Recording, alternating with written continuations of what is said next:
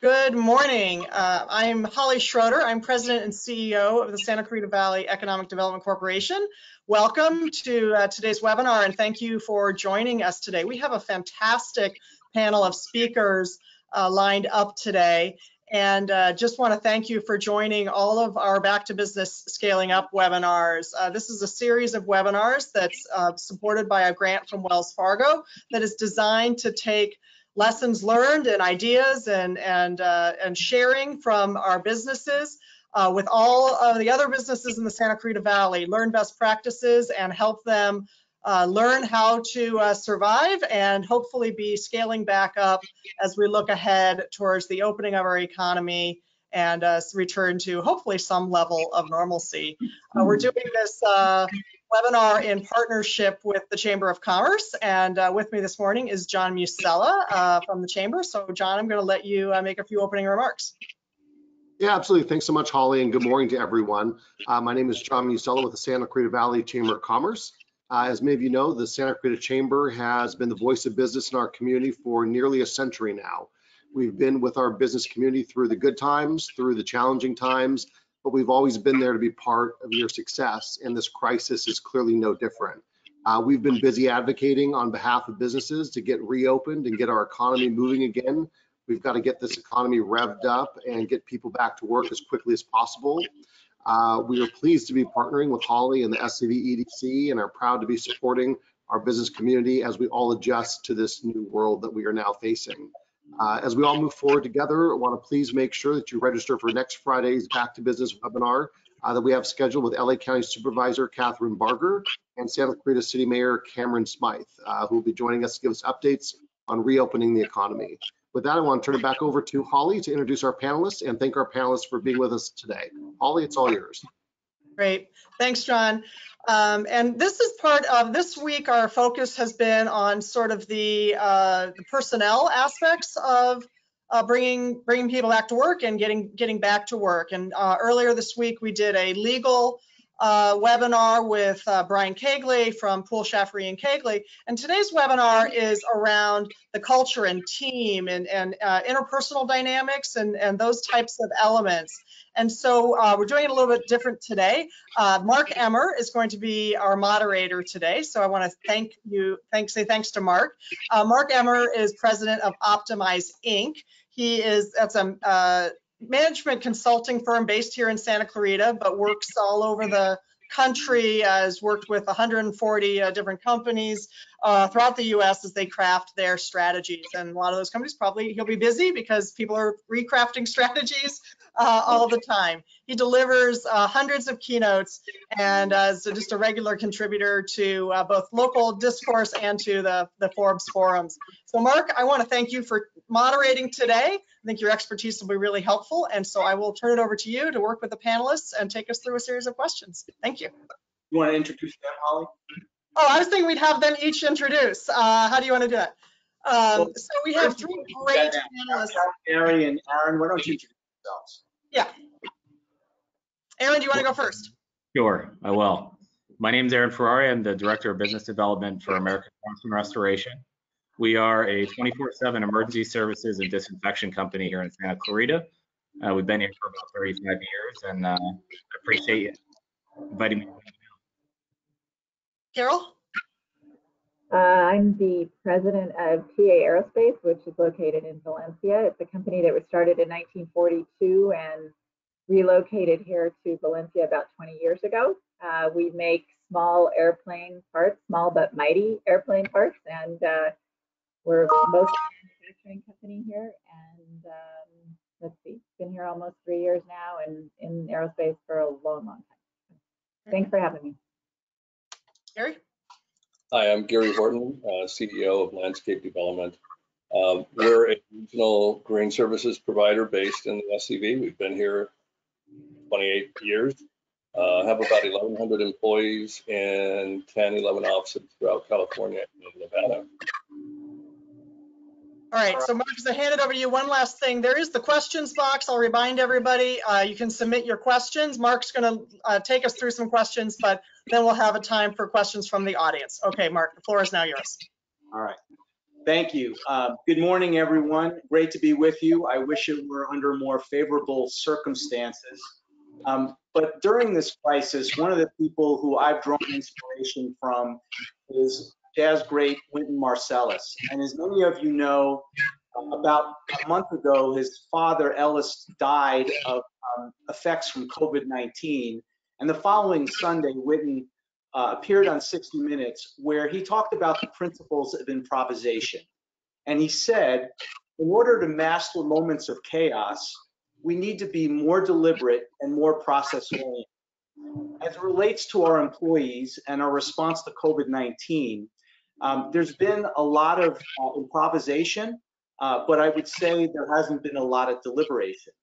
So as we head into this next phase, and we try to think about our response moving forward, I think it's critically important that we return back to work with more kind of rigor and intention than when we sent our employees home.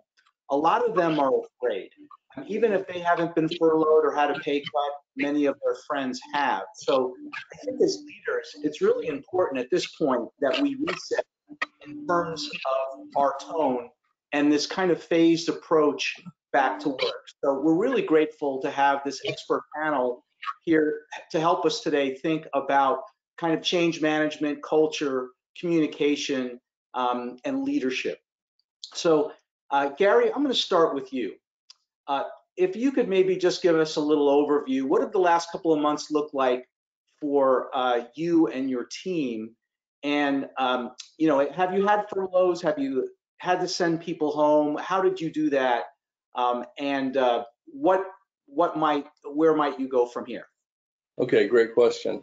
So when this first happened and started rolling out, the big thing was the uncertainty, right? We didn't know where this was going to go or what it was going to look like.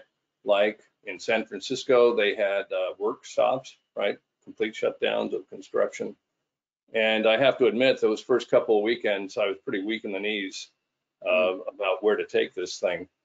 The memories of the past recession are still very bright in my mind, and they're painful. And as much as possible, I do want to sidestep this and make sure that we get through okay. And so the first part was the uncertainty that we had to address, and we brought our executive team in to plot out contingency plans under 3 different scenarios. The one being absolute annihilation, where we're forced to stop working across the board, to the lightest one, which is that we're all geared up but still working in both our recurring revenue model and our construction model. So we got together and we built the contingency plans, and that included HR, a lot of HR, because so much of this revolves around HR with all the safety, the prevention, and the messaging, right? The messaging is huge. So it took us a couple of weeks, got it together, communicated it well through our internet site, through letters to employees, messages attached to checks, got the whole program in place. And then we lucked out. So the governor approved construction as an essential business, and also things like landscape maintenance. So in our industry, we were very fortunate this time. Through the start of this, we've been able to continue working. In the last recession, it dragged on and we weren't able to continue working because there wasn't work. This time there's work, it's would we be allowed to do it? So for us, it was getting the safety measures in place, communicating the real risks of the disease and the problem, and getting all that gear and finding the supplies when it wasn't available, and get it distributed. So we also had to shift about 150 office workers into working at home. Fortunately, we had software that empowered that fairly rapidly, but there's still an adjustment and still getting everybody right and on the same page. Finally, about 3 weeks into it, when everything's in place and we're going, now you have the long-term messaging of keeping people informed, keeping your company acting cohesively as a team, and making sure that everyone's informed about what we're really facing, what are the real risks, what are the real likelihoods, and being quite honest with all aspects of the team.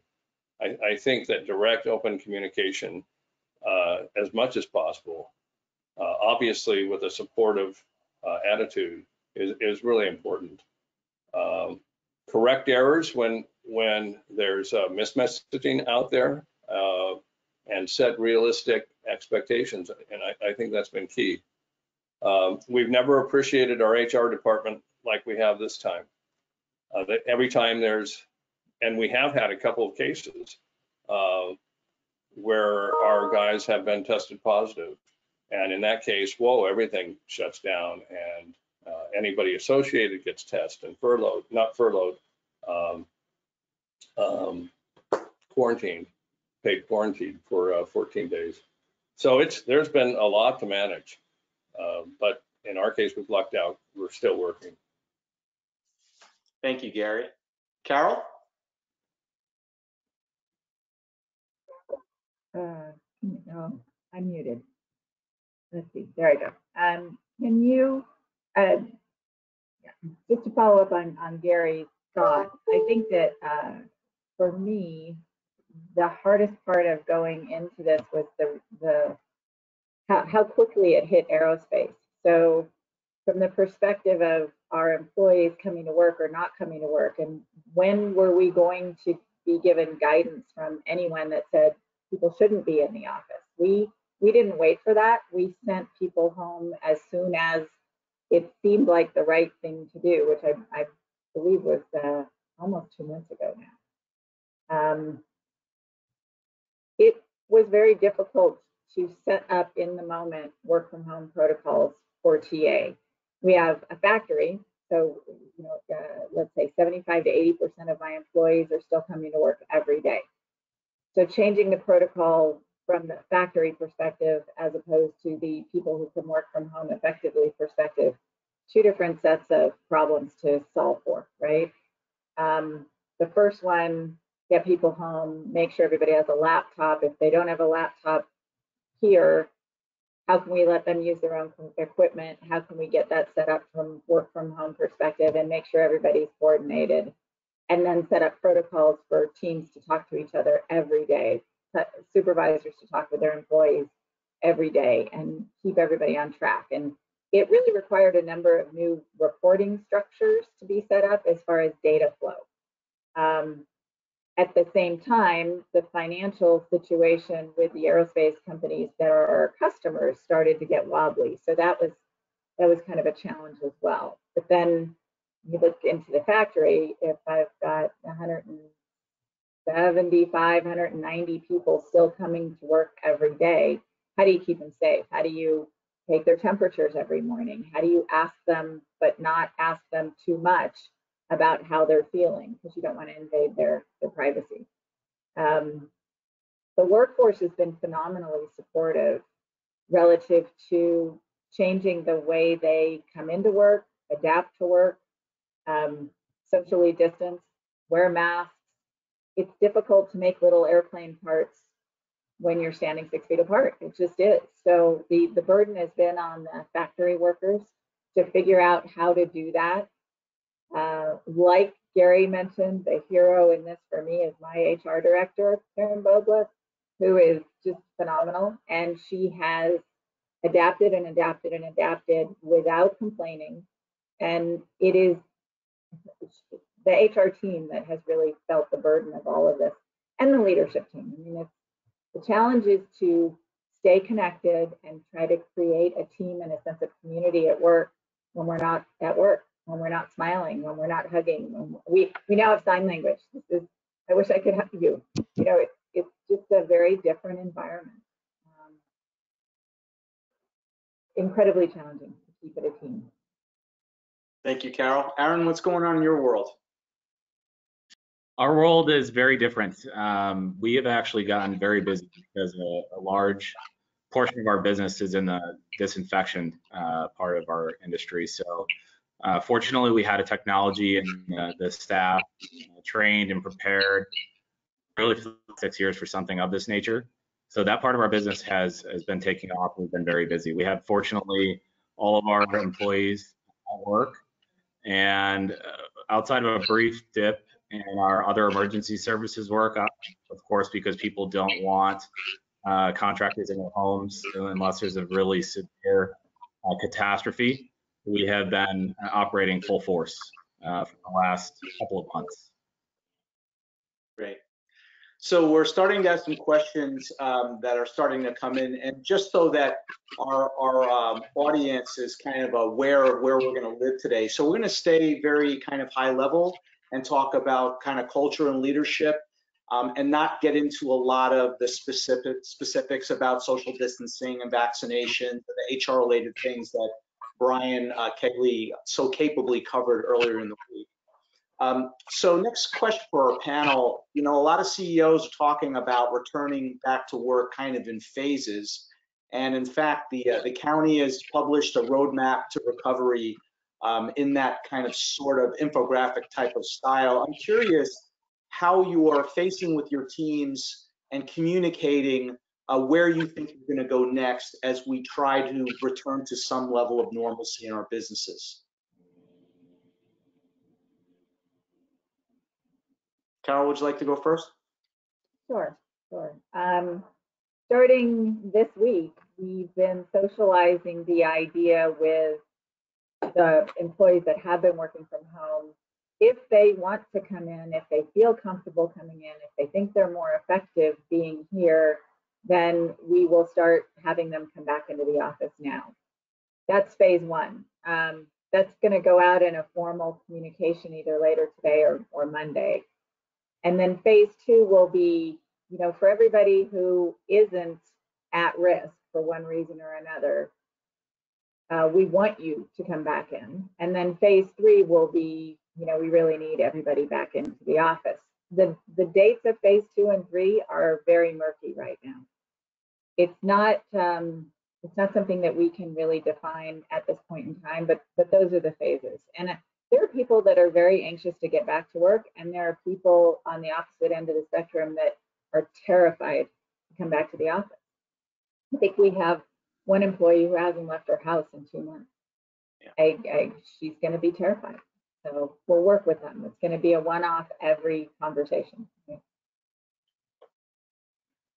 Hence HR, right? Hence HR, the hero. I think you hit it on the head with the comment, feel comfortable.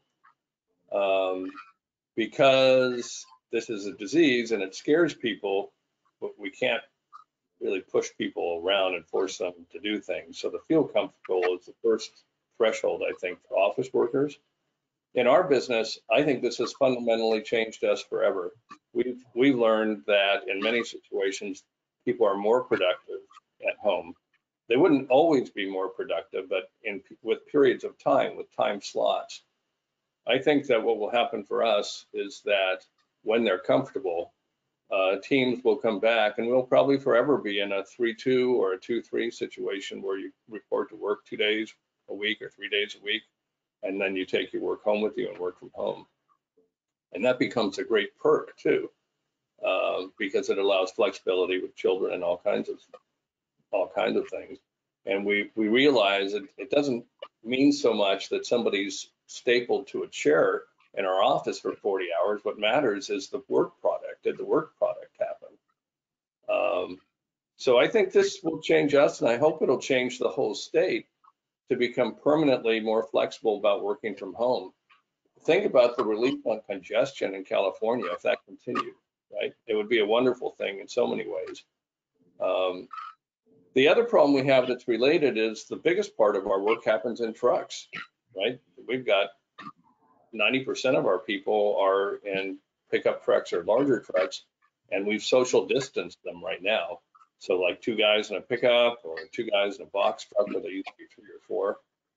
And that can't continue forever because of the transportation issues. So we're facing that coming up pretty quickly. How do you move people around effectively when they're supposed to be far apart? Yeah, that's the only thing that we have that's even remotely similar to that is we used to have carpool, right? We used to have people carpooling into work, and that's a really tough thing to do. You've got 6 people in a van or 5 people in a van. You just can't do it right now. So it's challenges all around. But I agree with you, Gary. I think that we're going to have more work from home flexibility going forward. It's not traditionally a thing that you do in aerospace, especially. So I think we've learned a lesson. I think we all have to accept that we will have employees test positive and perhaps even get ill. And when that happens, research is done around who worked around that person who had contact sufficient to the CDC's recommendations that they should be quarantined for. And that's going to continue happening for months and months. That will be a challenge, I think, for anyone that's got staff working extra staff. So you've all described kind of having more agility in your work processes over the last number of weeks. What have you learned about your own management practices during this time, and which of those do you think you'll deploy permanently other than more virtual work? So sorry, go first. At TA, we used to have all hands meetings, town hall meetings, and then small group meetings where we would open up the subject to anything, right? So any employee could ask any question, and I try to answer them. We aren't doing any of that right now. We can't do lunches. We used to bring, a taco dude or a hamburger truck or something into the parking lot, and we'd all gather around. I hope we get back to that at some point in time, but right now the challenge around that management practice has been, how do you give a consistent message? How do you communicate consistently across, especially here with people that are working here that I can't pull into one big room anymore, and people that are working from home. So I've been doing PowerPoint presentations, just a couple of slides with an embedded video, so that people see me and hear the consistent message. And it goes out to everyone in email. It gets unfortunately played in the lunchroom all day long. And so people can see it. And anytime there's new news to put out, that's what we do. And my HR director's done one. We're going to have our safety manager do one this week. We're trying to mix it up and give relevant information. But things change so quickly. It's a little bit challenging to keep up with that, but that's a practice that I think we can employ going forward, especially if we continue to let people work from home for months or even longer into the future. So Aaron, your company works with a lot of companies that are in crisis all the time. I'm curious what you've observed about how management communicates and kind of sets the right cadence for communication in those situations. So what I've noticed spending time with our clients and speaking to them about the situation, especially those who've had active cases, it's been consistent communication around the processes that's in place and preparing and having things lined out before something happens and help to put their employees at ease. But much like Carol and Gary mentioned, most companies have reduced their workforce, especially office personnel, working remotely and trying to limit their liability in that sense. And how many people have been in a room? Meetings have changed greatly. Even for us as a disinfection company, we have also meetings down to the bare minimum. Leadership meetings spread out in a warehouse where you're 10 feet apart with 5 to 7 people, just to do whatever we can to make sure we're limiting that risk. But from a client aspect, the biggest piece that we've been able to assist with have been partnering with their current processes to make sure that what they have in place, they can make a phone call if they need to and have somebody there within an hour to make sure the facility is disinfected, shut down, and then they can reopen to resume business, especially in manufacturing. So Gary, on this, one thing that hasn't changed through this whole thing is that we're still in the business of delivering our deliverables, right? We're still in the business of our business. We have to give the clients what they want, what they hire us for. And our tagline or mission statement is we make people's lives easier and give them peace of mind. So that hasn't changed through any of this. In fact, peace of mind is what our clients really want right now. They want to know that we're doing everything properly, that we're not going to get their job sites in trouble, or people that are living in their HOA areas sick. So, and our employees want the peace of mind that we're doing everything to keep them safe. So the communication of why we're here and our teamwork together to deliver that is even more important, because we're dispersed and we're disconnected. So more of a message, not less, more of a message about our core reason for being and how we act, and our company values and principles are being communicated. So that's been a key thing. So Gary, what did you learn from the last recession that you're applying to your circumstances today? Oh God. We have a number of employees, both line and senior employees, that lived through that and gained a lot of experience through it. I think we learned back then to act decisively, figure out what you're going to do, figure out your plan with the best information available, look at the couple, 3 different potentials, and probably plan a little bit more for the worst, just to cover yourself. You don't want to have to keep going back and changing, or worse, making cuts over and again. Make the informed plan best you can, be conservative with it, and execute it rigorously. Communicate it, get it done, and move on, and try to keep everybody marching and connected and still feeling like a team. If things drag on too long and your employees start to feel disconnected, I think that creates a huge problem for morale, production, everything. So a question from our audience, if employees keep working from home, how will you provide further assistance to set up a proper workplace at home? So I would maybe make that a little broader question. So could we talk a little bit about the collaboration tools you've instituted and the working guidelines you've provided, and if you think there's going to be more permanency in virtual work, how will you create the right systems to orchestrate that productively? So I'll go. The tools that we've been using are around things like GoToMeeting, which is the platform we're on now, right? Or Zoom, or Microsoft Teams. I mean, there's a number of them that you can use. Skype. We've used all of them because our customers all use a different tool, so we have to be ready to communicate with them at any time. But I think from one of the things that we're working on now that we're about to launch is a dashboard that's going to be shared across the organization that will give more daily metrics and indicators than what we've had before. We have a daily dashboard that everybody in the business half of the business, the customer facing half, uses. But we're going to be adding to that so that we can give more data on an ongoing basis. Actually, it'll be real-time basis. They can access it anytime. So that'll be helpful. As far as setting up work from home, was the question about ergonomics? It sounded like it might have been. That's something that I'm concerned about because I know when I'm sitting at my desk at home, it's not as comfortable or as ergonomically sound as it is here. So that's something we're going to have to take on if we let people work from home on an ongoing basis. I think that's going to be critical. We haven't done that yet.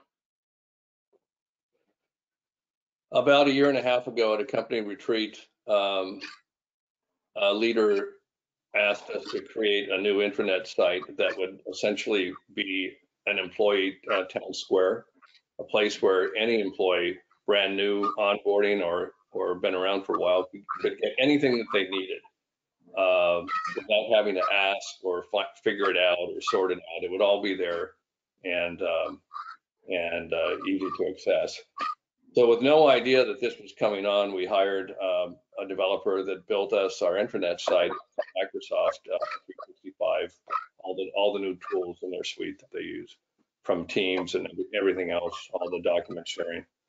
And it took us all of last year to get done, and we launched it, and it was, you know, people liked it, it was good. And then this happened, and all of a sudden it became the home office. Our intranet site is the office. It's the virtual office. Anything you want is there, and that was just pure luck that we got that done, and that those tools were available to get it done at not too high of an expense, actually. And they didn't have to custom write everything. They used the Microsoft tools off the shelf, bolted it together. So I have messages on it. We share employee stories on it. HR has their own page that you can get to. And if you need to check, it's there. Just anything that happens is there. So that's become a good tool. We'll probably see more of that in many different companies. Our company is broken up by little offices with divisions. And then inside a division, there's superintendents and foremen and crews. And we've had the division leaders generally hold meetings with their virtual meetings with their staff 3 times a week. We get together as a leadership team twice a week to talk about COVID-19 concerns. Routine meetings, even if they're brief, happen all the time. The estimating team gets together every morning. So we haven't lost connection. We don't get to hug, that's for sure. But we try to keep the communication constant with a virtual touch as much as possible. And some of these guys have done happy hours too, and thrown parties like this, you know, but with clients and with customers. A Cinco de Mayo, we sent out 50 sombreros full of tequila and things to different customers and did happy hours. Right. Yeah, you know, it's been really interesting to watch our clients pivot. So obviously these collaboration tools have been in development for years and years and years. And then a lot of companies were really slow to adopt them. And then they did it overnight without any kind of working guidelines, right? So I think what you're describing is emerging is this heightened importance to have like work threads, like Slack, set of email, project management systems, KPIs, Power BI is another part of the Microsoft suite that's become very popular. It offers instant kind of dashboards in a very integrated way. So systems have become really important. So you all talked about the HR teams being taxed. The IT people have been taxed through this pandemic as well. HR and IT. Yeah. So I'm curious, you know, you've talked about some of the stress that our employees are going through. How are you managing your own emotions and making sure that you're staying above the fray and leading by example and inspiring confidence in your team?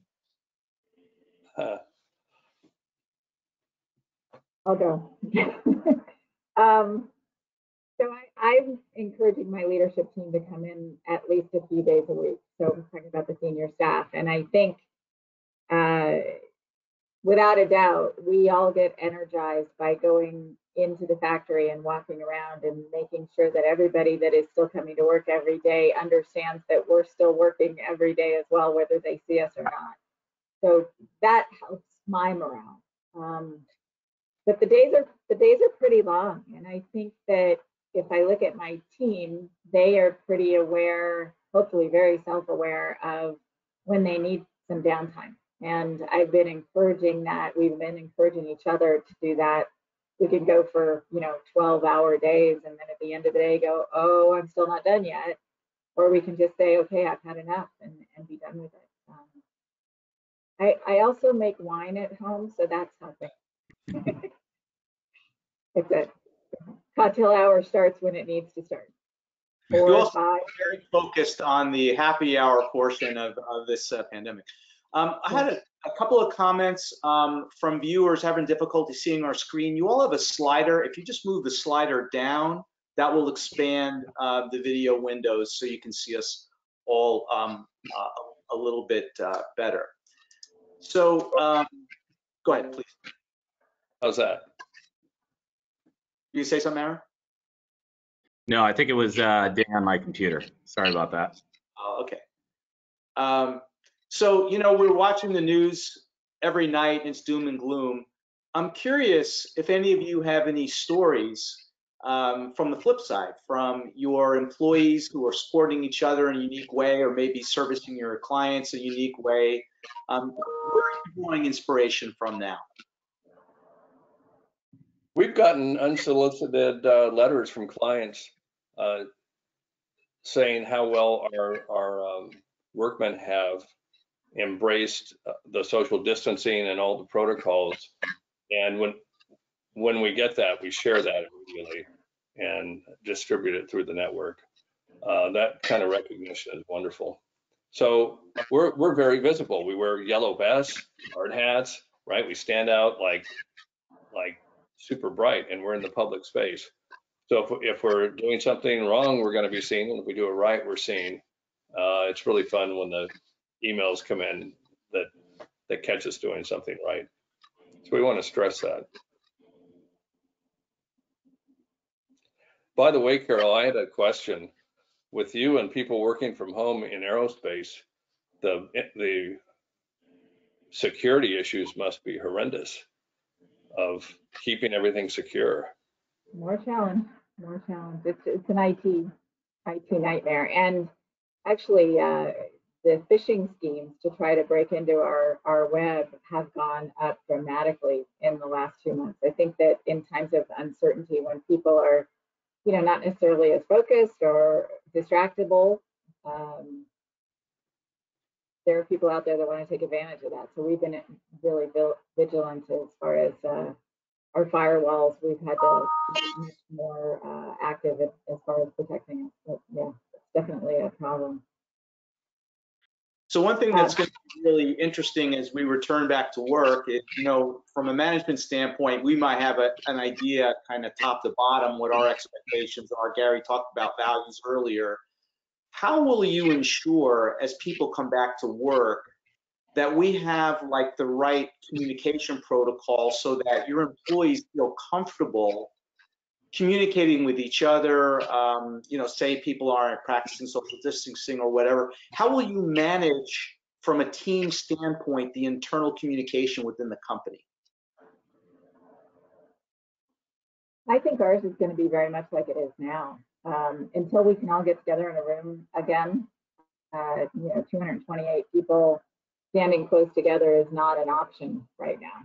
So it's going to be much the same. It's going to be broadcast across the building. It's going to be emailed out communication that will have to be consistent. I think our culture here is very much about people saying what they want to say and having an open door policy across the company. So everybody knows where I sit, and from the top to the bottom and across the company, everybody's comfortable to come in and say whatever they need to say. And I guess now they just need to stand 6 feet away from me, but I'm sure that'll continue. TA's got a really strong culture.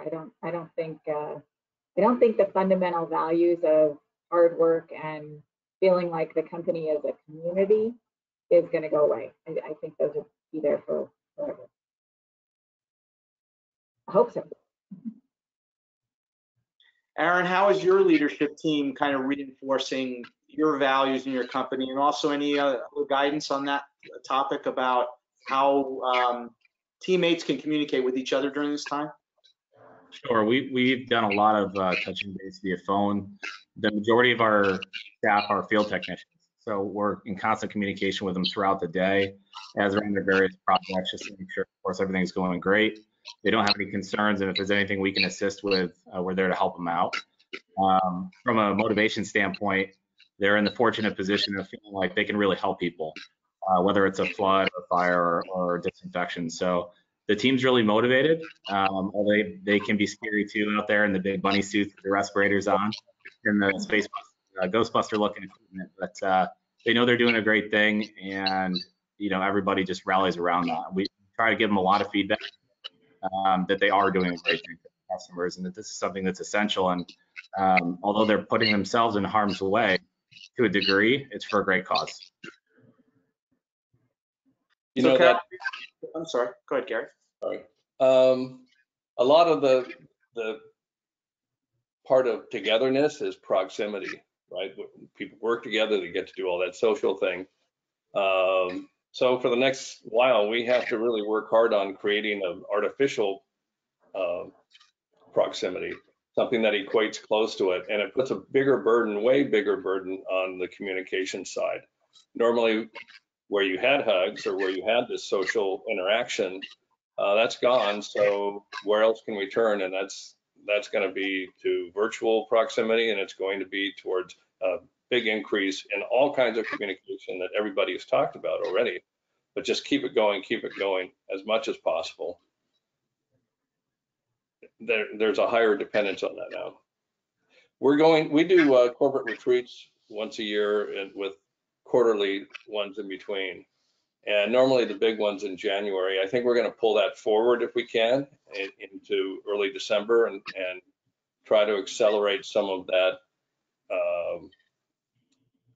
actual physical togetherness if the situation allows it.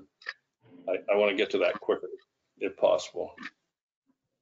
So we have a couple of questions from our audience about your physical workspaces. Do you expect that you will have to expand your physical space in order to allow more social distancing, or will you contract space because you'll need less of it? And also, how are you going to communicate, the changes that you'll put in place, once people come back? So I probably have the most number of people coming into one building, right? And we've got 90,000 square feet. And the manufacturing folks, the people that are making parts all day long, we've already separated them 6 feet. Anybody that's in the office is socially distancing, but that's been communicated through the PowerPoint presentation. Because this is now what we're doing. It's our new way of working. I don't see us making or changing our footprint here. What we do need to do, we've got team areas for engineers and customer service and or sales folks, and those are open bay areas with collaboration tables. And I don't know that we're going to be using the collaboration tables at any time soon. Modules, we are putting up, starting yesterday, plexiglass in between so people feel a little bit safer and can still see each other. Those are the things that I see. We've staggered our workforce, the start times, so we don't have a bunch of people waiting in line to get their temperature taken in the morning. So that's been different too. Everybody comes through one door. Everybody sees our HR team and gets their temperature taken. I think the flow of work might change a little bit, but the space of work won't. See how we can do that. I think we'll be able to turn our offices into bowling alleys because like right now you walk through and it's deserted. We don't manufacture on site. The only thing that happens on site is office work, and they were scattered to the wind. So we have all this space, and I don't think we'll be changing buildings or selling it, but if you walk through and it's a lonely place right now, it's lonely. I go there and I feel like the Maytag guy. Yeah, I'm sure I'm the only one on the second floor here today. There's no doubt in my mind. Hello in there. Okay. Bowling, I like the idea. Aaron, obviously you're out and about in a lot of physical facilities. What do you expect companies might be doing in terms of their physical workspace? I definitely expect that they're going to reduce their workspace or reallocate it to pieces of their business to make it most efficient. There hasn't been a business that I've been in that's been at full capacity from an employee standpoint. So I definitely foresee businesses making adjustments where needed from a commercial space standpoint. So within our firm, we hosted a webinar a couple of weeks ago, and I had one of our clients, who's one of the larger steel case distributors on the East Coast, as our panelist. And what he explained was, over the last few years, the pendulum kind of swung towards hoteling, and maybe in a way that companies went too far, and they felt the way Carol and Gary have described. They felt like they became too communal, and people lost the sense of their own workspace. And I guess what I would suggest is we need to be guarded against the pendulum swinging all the way in the other direction, and we'll need to find that right hybrid between people having their own space and having more of a communal kind of workspace. So, you know, at the onset of COVID-19, our economy had had 113 successive months of job growth. The CBO is forecasting that by Q1 of 2021, unemployment will be around 11.5% or so. So we won't be back to full employment, but clearly we'll all be looking for employees again at some point in the future. So I'm curious, how are you ensuring that you maintain your culture and your kind of best place to work kind of status during this period, so that when you're ready to hire again, you know, you'll be viewed as an employer of choice? So one of the things that I find critical to setting a culture that is a place where people want to come to work is recruiting around a certain, very few traits and behaviors, if you will, so that you've got a consistent team approach. So we've done that fairly successfully at TA, and as we've gone through the last couple of months and adjusted our workforce for that, I don't think that's going to change fundamentally. We've got like-minded people, if you will, that are all very hungry to make the business as productive and as successful as possible. And that's just one of the traits that we look for. But that kind of all-in teamwork, one for all for one mentality, that's what we have here. And I don't think it'll get tested that much over time. Even if this lasts for another 6 months, I think we're still going to have that core of people and that core culture. So as we start hiring again, whenever that is, everybody on the call, please get on an airplane as soon as you possibly can. I think we'll be fine. I think it'll still be going into this strong gives you the better opportunity to come out of it strong. I think that employer of choice image is part of how you're seen in the community, widely and broadly seen. What's your reputation in the community?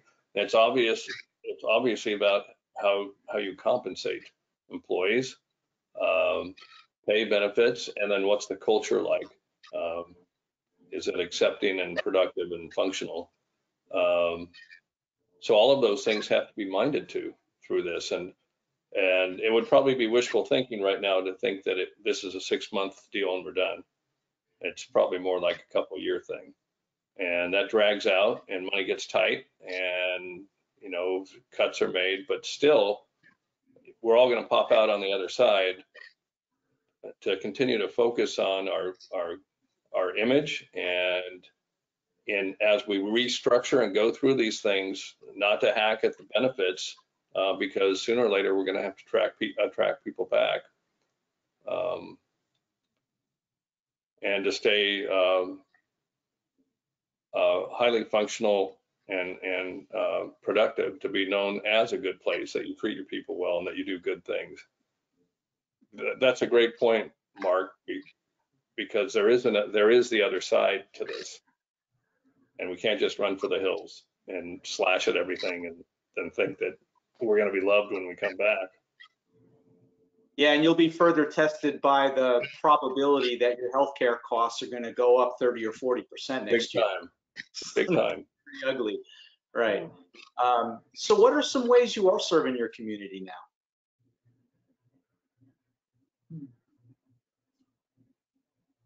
now? Plainly, one area that's under stress now is Henry Mayo, and we've been long active working with them, and that's been a joy to support Henry Mayo. In our immediate work area, we're in the Valencia Commerce Center, north of the 126, and the county was having a hard time with their medians. And so one of the things we've done recently is we actually donated the medians and completely replanted them for them and maintain them. We're going to maintain them for the next 2 years. So I like the idea of driving to a nice looking place to go to work, and it was a problem, and we kicked in and did Thanks for that, Gary. it. Are you in that area of the neighborhood? Close. Okay. So what is the tone of your employees at the moment? Say in the last week or so, do you feel that they're sensing that there will be some degree of normalcy as we return to work, or do you feel the fear is still pretty rampant? For us, we're in an odd spot. It's exactly opposite of last time. We were hit first in that real estate downturn. This time, all of these projects we're working on and building are going to be finished. So we have work for 3, 4, 5, 6 months, but our visibility after that drops off. Are people going to be building new real estate projects? How quickly? New homes, new anything? So there is dread about that. There is concern, and at all levels, because we don't know what's going to happen with that yet. Yeah, Mark, on our side, being in the field that we're in, our volume of calls has increased drastically in the last 2 to 3 weeks as we start to talk about reoccupation, plans to disinfect facilities and things like that. So I feel like the general feeling in the public is that there's still a heavy amount of uncertainty around what we're supposed to do and who's liable for what. So we've had a serious increase in that interest in the products that we offer and what services we can provide cost effectively to make it work with their business. For us, I think the fear has shifted from being sick or getting sick. Thankfully, knock on wood, TA hasn't had anybody test positive or get COVID. Hopefully that will continue. I think the fear has shifted because of the aerospace market being hit so hard to fear for jobs, fear for keeping jobs. How long and how deep are the cuts going to be in terms of just the aviation world? I think that people are very, very aware of the economics of what's going on, particularly in this sector. Different type of fear. So as you're considering your path back to recovery, I'm curious how you're listening to your employees in particular. How are you? Is there some formal way you're understanding how you can make this environment both more productive and a safer place for them? We're asking questions all the time. I mean, if I'm on the floor or if somebody decides to come up into the office space, it's how's it going? What's going on? Is there anything we can do to make it better? My leadership team, the whole HR team, the supervisors, everyone is reaching out, whether it's sorry, I was going to say face to face, mask to mask, or on the phone. It's a constant thing. We're constantly saying, is there anything we can do for you? So I don't know that there's a bunch of creative ideas coming in from the employee base, which is unusual for TA. But we're asking, we're listening. I think you bring up a good point, and maybe it's time for additional employee surveys more frequently to make sure that we're hearing back from each person. What we have done is we've made sure that our HR staff is way more forward, right? They are way more proactive in communicating, and they're way more visible. But because we're dispersed with a mobile workforce, yeah, we actually have to work on that. That's a good thing, Mark. That's a good point. I'll get right on that. Yeah, well, I'll tell you what we're doing with our clients is we're helping them do more formal, like, process improvement debriefs, right? What have we learned from this experience? What have we learned from the world of virtual work that we'll want to apply in the future? How have we used the collaboration software productively? What's not been productive? And then let the employees be part of the solution as we consider this, kind of phased return back to to the workplace. So before we wrap, is there anything we haven't covered that any of you would just like to mention?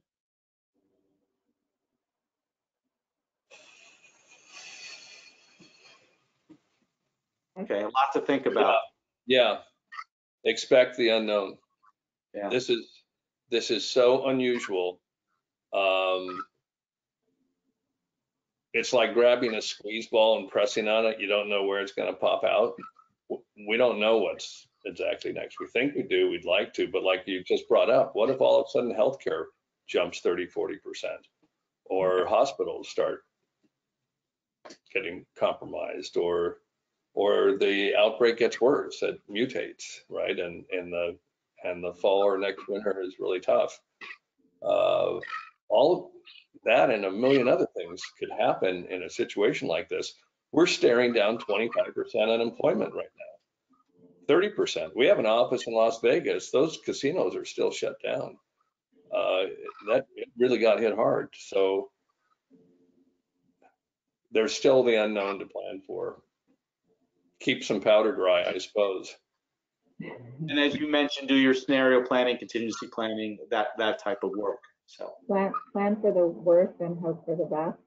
Yeah. And remember that nobody went to school to figure out how to do this, right? We're all just doing the best that we can, and nobody's led through this kind of thing, right? It's a brand new game. So Holly, as we bring our session to a conclusion, I just want to reiterate something that we've talked about already, and that is I recommend that every business create like a one-page roadmap that kind of articulates some kind of phased return, just to inspire confidence in our teams. You know, one of the reasons why there's so much fear is there's so much uncertainty. People can't see the end. They don't have a sense of where we're going. So the county's done that in kind of that infographic style way, which I think is a good format for all of us to use. So I'd like to thank our panelists for your participation and your insights today. It's been awesome. And I want to wish everyone health and safety and a great weekend. And Holly, we will kick it back to you. Great. Thank you, Mark, and all of our panelists.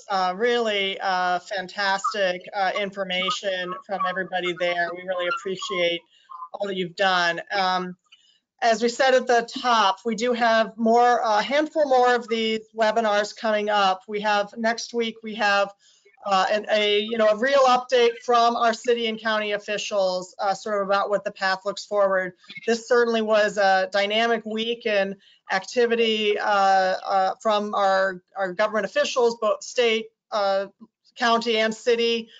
So we'll hear updates directly from our officials next week. And then the following week, we have a couple of updates that are really about sort of that physical space. What is it like when you're still teleworking, and what do you need to do? I think as we heard from some of the speakers, we went from not using these tools to suddenly doing them all and everybody getting equipped to work from home pretty much overnight. Well, if this is going to last, making sure that we are set up for that in the appropriate ways. And then really, what are the new use cases? How does physical space look? Really, we have an architect and a couple of other companies from the Santa Clarita Valley really looking at what does that sort of long-term look what's that going to look like for our physical space down the road? So please join us for those webinars. As we move into June, we will be doing another economic update, so stay tuned for that as well. I want to remind folks of some resources. Both the EDC and the Chamber have resource pages about keep track of all of the moving parts that have been going on. We have hiring resources for those of you that are looking at bringing staff back, both the America's Job Centers, which connects into the Employment Department, and our local job board, Live Work SCV. So I want to remind you of those. I want to just, in closing, say I love Carol's final comment about remembering nobody went to school to learn this. We are all figuring this out together. I want to thank you for joining in. Be kind to each other, be safe and healthy, and have a wonderful weekend. Thank you again to all of you for participating. Thank you. Thank you.